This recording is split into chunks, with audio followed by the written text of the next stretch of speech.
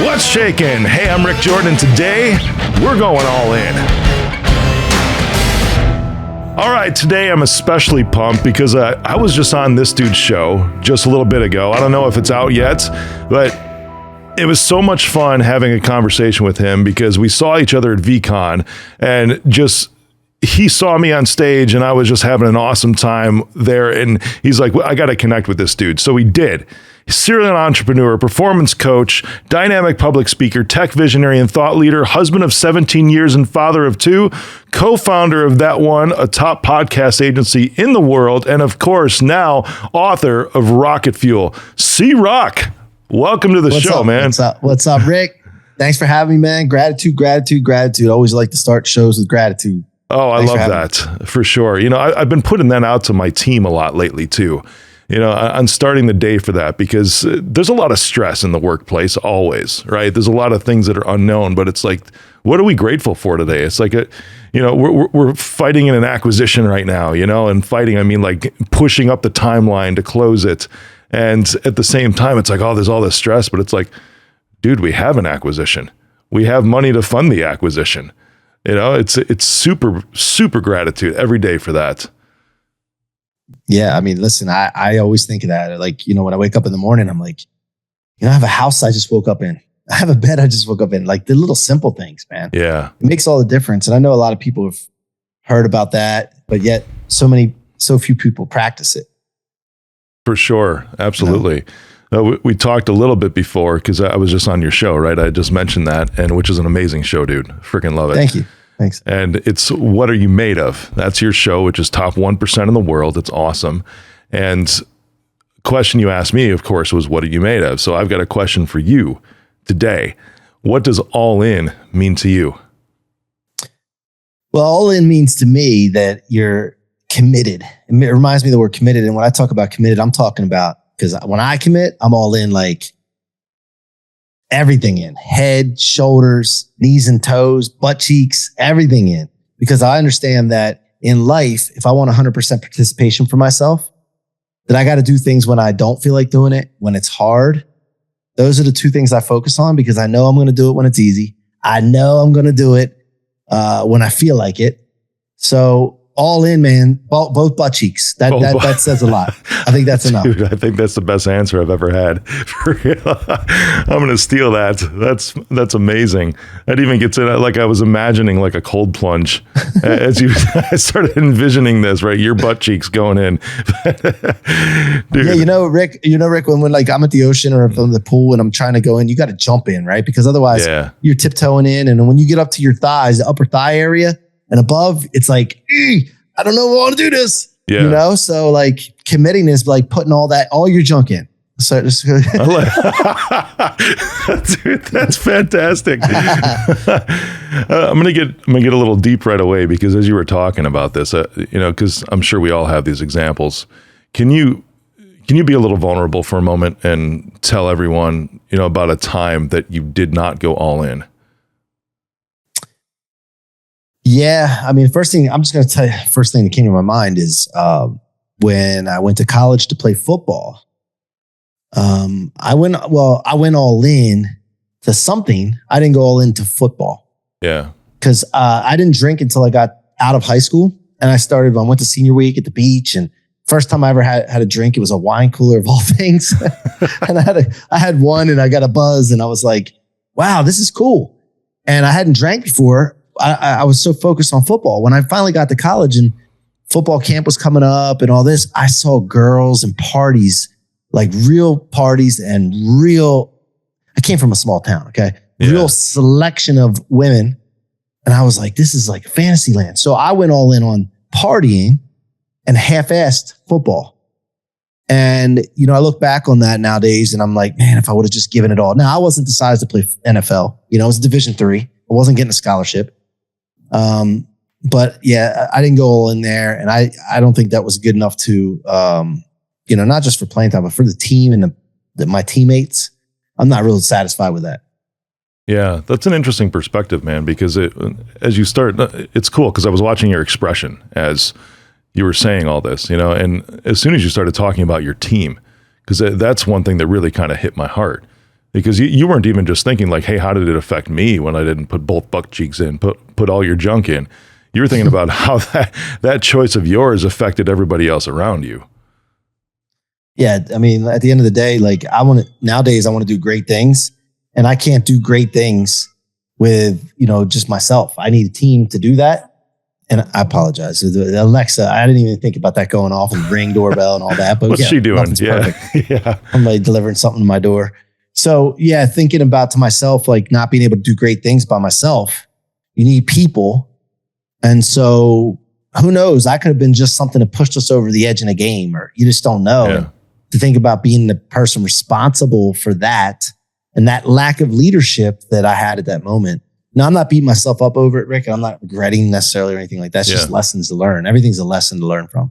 Yeah. I don't get that vibe at all, that you're beating yourself up over it. I love getting real and raw on these things, because it helps. I mean, you're top 1%, right, in the world for podcasts. I'm top 2.5%. And I say that with so much gratitude. And I also say that's like, I'm going to catch up, right? Because I love the healthy competition too. And you take a look at those and we have those stories. Like I can look back at myself and be like, hey, this is one I didn't do it. And literally it's like, this is how it affected the people around me.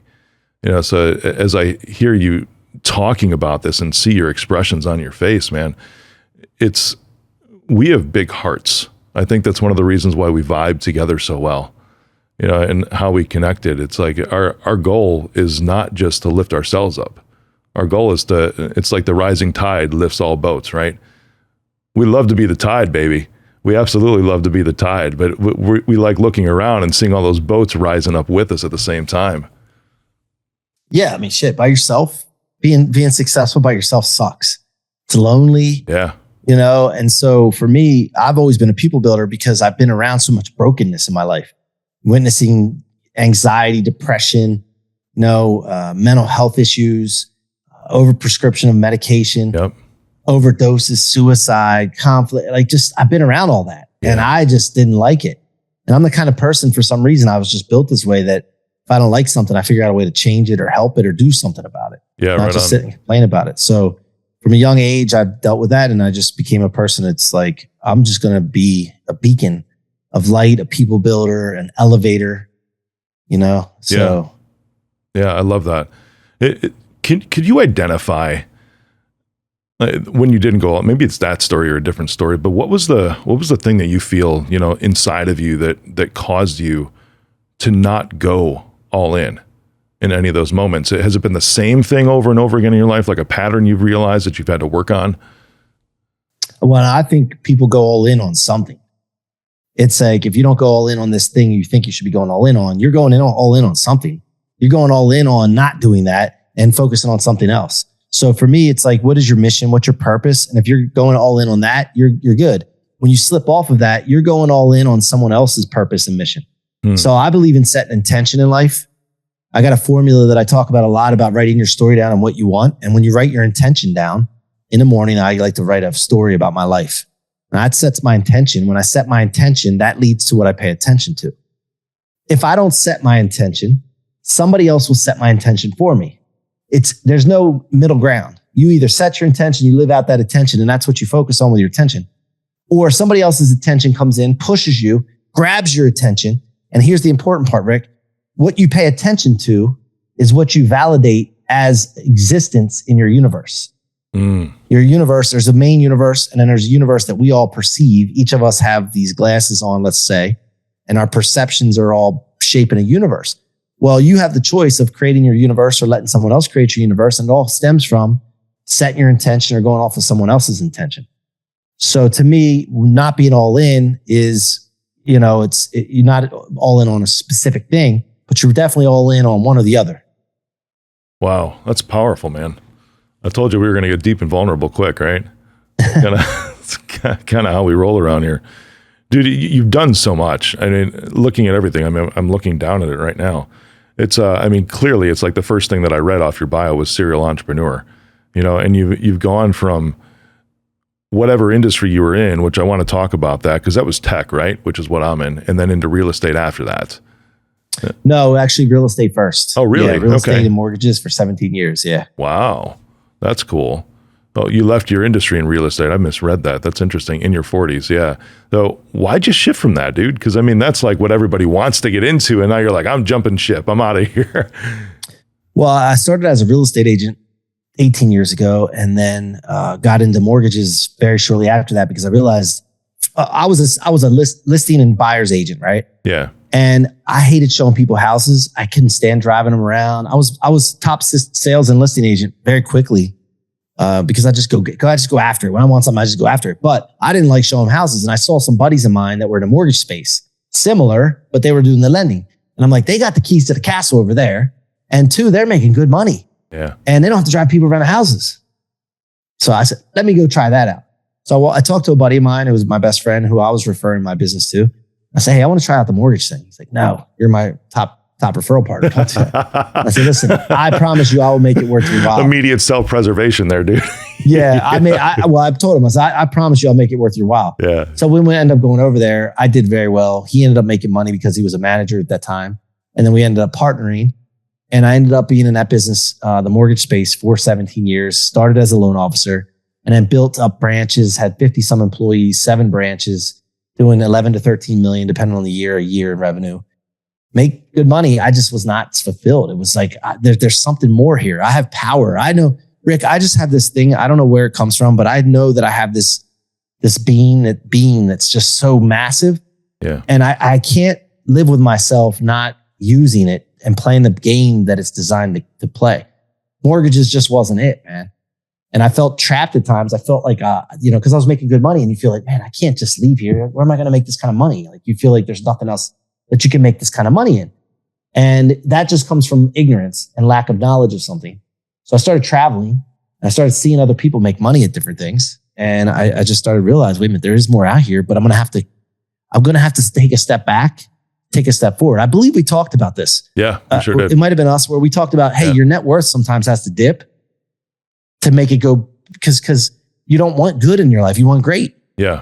So I can stay good, but I'm not good enough with that, man. It's not good enough for me. Yep. So I love to call that like the reinvesting season, right? When we did talk about this exactly, that reinvesting season. So where you're taking everything that you have, it's like you're all in shifts. Yeah. Yep. Because you got butt cheeks in this pool over here, but you're like, I like the way that pool looks like over there. I'm going to go put my junk all in that pool. Yeah. That's right. Yeah. But it took a lot because listen, well, and also the mortgage business is up and down, and it's very commoditized. Yeah. Who's got the lowest rates? You have always people rate shopping, and it's like, I can't drop my rate or I won't make money. Like, this is a business, folks. And there's always somebody lying, and it's just a weird business. And I just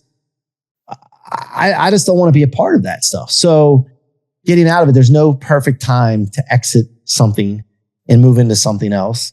So eventually I realized that I was holding on to this banana, and sometimes holding on to that banana keeps you from excelling in other areas. So I let go of the banana one, April 30th this year, and started focusing mainly on that one agency, which is the podcast agency that you talked about, and PR and branding, but also staying in the real estate knowledge I have here, going into a mergers and acquisitions company. I opened up Waymore Group, and we do mergers and acquisitions, and that includes real estate. And I got a project we're working on right now that's a $10 million deal that we're working on with that. So I didn't exit all real estate together. The mortgage part of it is just not for me anymore. Yeah. But I love that. Can we talk a little bit more about that? Because you're talking about letting go of the banana. You said something that is very resonating, which is there's never the perfect time to exit. What was some of the turmoil? Because I'm sure you were bouncing back and forth at one point in time, like weighing the pros and the cons and all that. And how did you finally just decide to be like, I'm just going to let go? Well, by the way, there is perfect times to exit if somebody's paying you a big absorbent True. number. This wasn't that wire case, transfer. Okay? Yeah. Right this wasn't that case. This is me shutting everything down. I had a lot of people that were relying on me. I felt like I didn't want to let them down. But when they all started to see what happened in the mortgage industry is the rate started shooting up from 2.5%, 3% to right now 7s. Okay. More than double. And then the inventory in real estate started dipping. So it made it very difficult in the mortgage business in general. And I was like, this is definitely a sign. Like, this is it. And all the people that were working with me were like, hey, we need to try something else. And I'm like, go do it. I want to support you. I'll do whatever we got to do. And that gave me freedom. Like, hey, I'm not letting these folks down by leaving. Yeah. And so for me, I think that's what was holding me back in a way. And then now, Rick, I talked to you about this, and I'm a transparent dude. Like anyway, like I'm not one guy to pretend I'm something that I'm not. I'd rather share with people something and it's less than what they thought of me. Honestly, I had to sell assets to live off of right now. Because the income for the agency is not where it was with the mortgage business. Yeah. So you got lifestyle that you build up to. Okay, I'm making X amount of money. I have a lifestyle here. I'm investing, and then that stops. And then your lifestyle you can't pull your lifestyle down as fast as the income can drop. Yeah. You just can't. So then I have to redirect my focus. Okay, sell assets, the ones that you prioritize which assets you should sell based on tax implications, all that. Take that money and then go and use it for your bills and lifestyle, and then work on pulling your lifestyle back just for a short time. And then take that money and understand what kind of runway you have, invest in the business, and build as fast as possible, focusing on revenue in the new company. All focus on revenue building.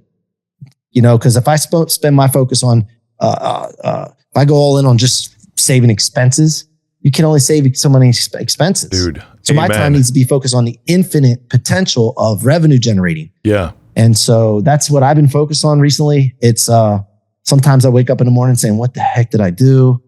Questioning myself, the self-doubt creeps in, and I'm really hard on myself. But I don't always celebrate how far we've come with the agency in a year and a half. Like, it's amazing what me and two other people in our company, there's three of us, have done in a year and a half. It's just amazing from scratch. That's awesome. By the way. It's cool when you focus on that too, because it's great. I've always said this, it's like all problems in business can be solved by more revenue. Like that one thing alone, because the way you're phrasing it. Did you say that one? That one thing alone? That one? That one thing? Well, my company's called That One, and you said that one thing. Oh, dude, that's awesome. I didn't even catch that. Yeah, that's great. Oh my God. I'm like, what did I just say? And then, I know. You don't even know you said it. I know, exactly. I love it. I love it. That's awesome, man. Every problem in business can be solved with more revenue. It's that simple. But if you go into the mindset of this too, and that's what I'm picking up as you're talking is, there's not because expenses, if you focus heavily on expenses, and there's entrepreneurs, like ton, right? And I'll say names. It's like, it's the same as you. Like, I'll throw things out there because I heard a talk by Dan Locke, right? Who is now he was huge at one point in our space. And now he's way, way, way down there, right? His popularity's dropped off, not a lot of business going on. But I remember hearing a talk from him. It was right when the pandemic started, and his focus was so much on like, we need to cut back, we need to pull back. And he was speaking to the same group that I was speaking. He was on like right before me, right? He was on stage right before me. And as he's talking about, I'm like, oh my God, I feel so depressed right now, because he's just 100% focusing on lack. His mindset is complete scarcity, just focusing on what he does not have right now and how he's like, oh, you have to pull all this back. Now's the time to conserve cash and everything. I was like, screw that. I got up. I'm like, I'm going to disagree with that dude right there, because I'm doubling down on everything. I'm going public in 2 years. This is what my intention is. I am reinvesting everything, that reinvestment season, right? Putting all of my cash that's coming in and dumping it right back into the business. I am not focusing on my expenses. I am simply focusing on growing my top line in the most exponential way that's possible, because I believe in exponential growth, not incremental growth. And the room erupts, dude.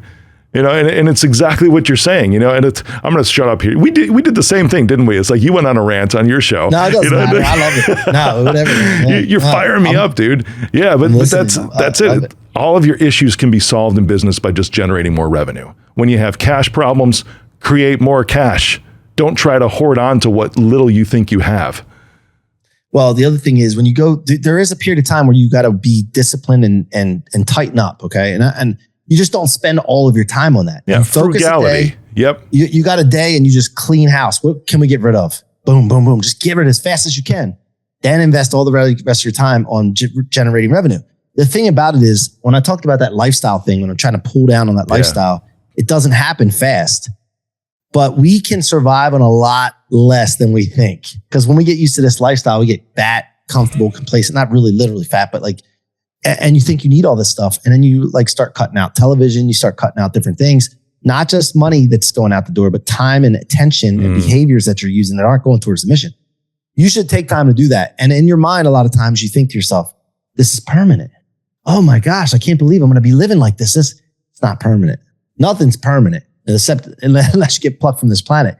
It's a time of like sacrifice to get back to where you want to be. And again, I've referred to pulling back to be exploding. And it's scary as shit sometimes, man. Honestly, it's scary sometimes. I get in my head sometimes. I'm a guy that, I don't know about you, but I let my mood get affected. I'm just being honest, like acknowledging this. I get my mood get affected by revenue, weekly revenue, daily revenue, sales. When we're not selling it, we go through a little streak or something. I'm like, oh, it's been real. It's been a good time. Yep. You know, and I don't want to be like that. But like, just like this thing I fight. Then when we get sales, I'm the hottest person on the planet. Like happy. I don't know why that I let that do that, but that's always been me, man. I love that. It gets you refocused pretty quick though, doesn't it? Yeah, I guess. Yeah. You guess? I know what I want in life. And when I get what I want, I get happy. When I'm not getting what I want. But you know, the other thing is like, I don't want to, when we were talking about a minute ago, like how far you've come, like in your business, how far you've come. Yep. And I don't want to get stuck in realizing how far we come and being so excited because I feel like it'll set complacency in. For sure. And I want to have that little edge every so often, you know? Oh yeah, man. I'm with you on that. I take those low points because it's, I enjoy the low points. I mean, not for too long, right? Because we don't want to be there, but you take a look at that. It's like, cool. So the only way to go from today is somewhere better than today. Well, you shared a story on my show about being a week from payroll or something, or a day from payroll. Yeah, it was 2 and days, I remember bro. that feeling that you gave me. Oh man. Explain that to me. I have that feeling often, not because it's actually happening right now, but I get this thing in my head. Like, what if that happens? Holy shit. What if we don't get a sale in a month? Yeah. What if we don't get a sale in the 2 months? That never happens. But you like, what if we don't? Or what if I didn't get that 5 sales last week? Or man, where would I have been? And you start getting these, if you let your mind go too much, like it can really mess with you. So that story creeped me out a little bit. When you told that. You've been restless at night now since then? Nah, I mean, I just think about it. I'm like, I remember that feeling. And, you know, but again, at the end of the day, Rick, one thing we got to think about, if the worst case thing happened, the thing we'd have to do is we'd have to figure something out, which we always do. You'd have to share with the employees. The employees you think they're not going to be good, hey, they're going to go find another job somewhere. They're going to be fine. They are, yeah. And exactly. I always tell myself this, worst case scenario, I got to be like Tom Cruise in Cocktail, the movie Cocktail, for those of you older people that have seen that movie. And I'll have to go into the Caribbean and bartend. That's the worst case scenario besides dying. So like I got to, you know, and so I'm just kind of explaining to you all that are listening that when you get these thoughts in your head about worst case scenarios and what if this happens in business, what if this happens, just remember, what's the worst case scenario, really? Yeah. And who gives a crap what anybody else thinks? Yep. I feel you. Anyway, I don't know. I was going off on a tangent. That was my turn. Incredible, man. I like it. I love the mutual rants, the exchange of rants. Oh, bro. You have a book, Rocket Fuel. I want to make sure we touch on that because it was released, 2 years ago, something like that? Yeah, I think so. And I think that's what it was. It seems like so long ago, man. It really does. I think it was 2020. Wow. 2021. 2021. Yeah, it was like 2 years ago. My team did some good research. And so taking a look, I mean, you had Grant Cardone write the foreword on that, right? Which is awesome. And then his book, 10X, was just absolutely incredible. I mean, it's like massive action creates massive results. And that was phenomenal. So what's the whole theme of Rocket Fuel? You know, sum it up for me in just a little bit. By the way, the 10X rule, I'll tell you something real quick on that. My brother told me to read the 10X rule back in 2018. He said, this guy sounds like you should read it. I'm like, all right, I'll read it. So I read it. And the thing that got me wasn't the 10X rule. It wasn't think big. I already had that. I already was doing massive things, right? Action. My problem was the people around me could not see my vision. And every time I would talk about my vision or think big or be crazy, I felt like caged in because everybody didn't understand like what I was talking about. Yeah. And I thought I was crazy.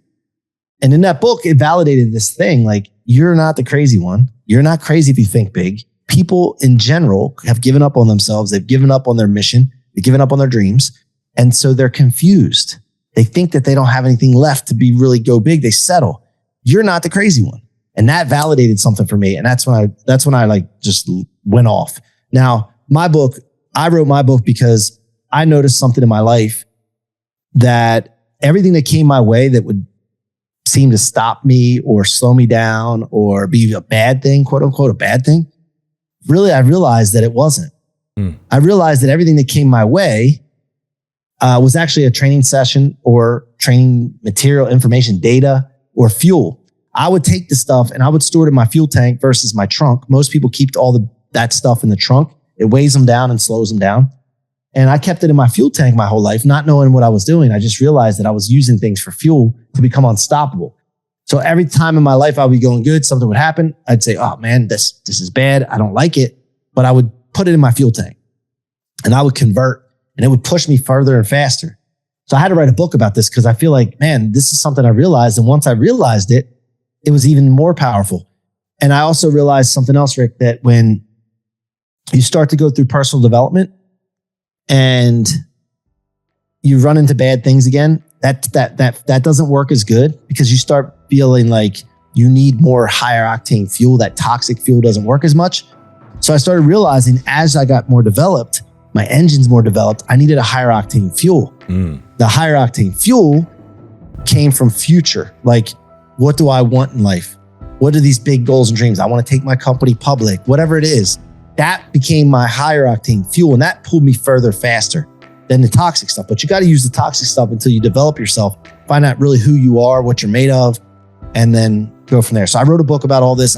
It's all about my mentorship journey with Grant and then many others, and also some stories from when I was a kid, which you guys can read the book to learn about that. So that's awesome, man. We're going through with my sales team. You know, we're going to go through everybody that's involved really in like client engagement, which I say. It reach out. It's like, listen, everybody works for sales. I don't care if you're in accounting or if you're, solving a computer virus issue or something like that. Everybody works for sales because it's our responsibility to identify opportunities that are going to genuinely help our customers. Which means everybody's in that. But we go through books and we're going through the way of the wolf right now. Because new acquisitions, it's like we've got to like reset, which is cool. But I want to use your book for that too, man. Because it's just to go through that. That'd be a blast. Would you mind coming on board one week as a surprise guest into that meeting? That'd be awesome, dude. I wouldn't mind at all. I love it. That'd be cool, dude. I appreciate I'll light their asses up, man. Yeah, I love it, dude. They better put their helmets and seatbelts on. That's awesome. I appreciate you spending time with me today. Thank you, man. Just incredible. I mean, amazing energy you've got that you bring to the world, dude. And I love where your values sit. I love that you look up for your source.